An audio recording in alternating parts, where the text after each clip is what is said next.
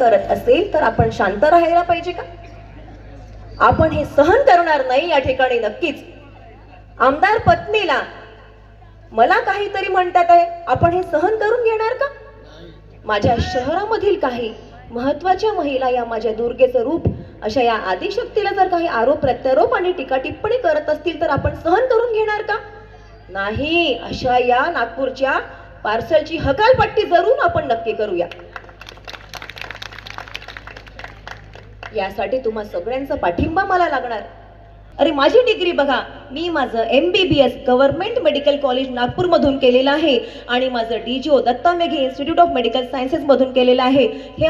ही degree माझी मेहनतीची आणि माझ्या घामाची डिग्री आहे. रात्र रात्र जागून केलेल्या अभ्यासाचं हे प्रतीक या ठिकाणी आहे. आणि म्हणूनच तर मी आज माझ्या दवाखान्यामध्ये जेव्हा वेदनाग्रस्त पेशंट येतो, जेव्हा रडत येतो, दुखतंय त्याला, जेव्हा माझ्याकडे गर्भवती महिला आहे, ती ब्लिडिंग घेऊन येते, ती लहान लेकरू असेल किंवा महिला असेल किंवा पुरुष असेल, त्या ठिकाणी मी कधीच त्या रुग्णाला विचारत नाही की तू कुठल्या जातीचा धर्माचा आहे.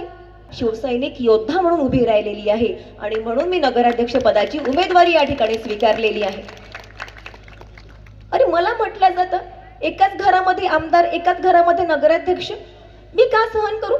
अरे तर नागपूरच्या पार्सलच्या घरी तर नगरसेविका आहेत ना, त्या कितीतरी मंत्र्यांच्या घरामधल्या महिला, त्यांच्या पत्नी सुद्धा अनेक निवडणुकांमध्ये सहभागी होतात आणि जिंकून येतात. मग आमची काय चुकी आहे या ठिकाणी तुम्ही सांगा.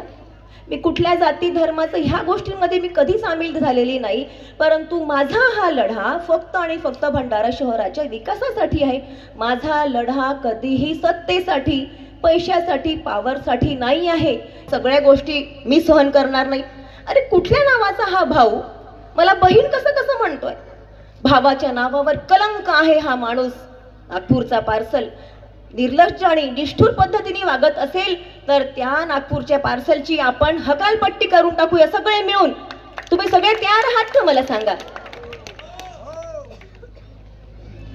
तुमचा सगळ्यांचा पाठिंबा या ठिकाणी लागेल. अरे सगळ्याच विरोधकांना आपण परास्त करून टाकू, सगळ्याच विरोधकांची सिट्टीपिट्टी गुल करून टाकू आणि धनुष्यबाण इतका असंख्य चालला पाहिजे कि सभी लोग देखते रह जाएंगे. अरे आकाश पाताल एक कर देंगे लेकिन भगवा ही लहराएंगे.